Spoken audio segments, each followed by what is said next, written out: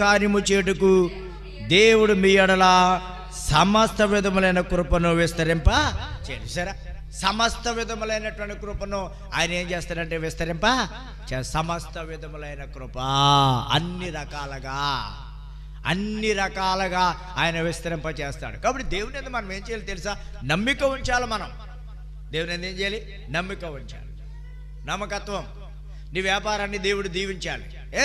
దీవించాలని అంటే నువ్వు దేవుని మీద ఏముంచాలి? నువ్వు నమ్మకం ఉంచాలి. నీకు నమ్మకం ఉందా?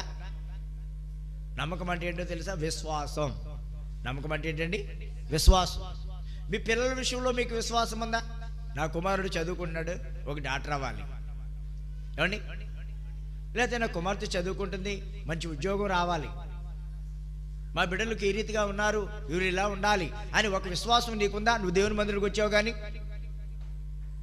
ప్రియమైన దేవుని బిడ్డలారా, సామాన్యం కాదు.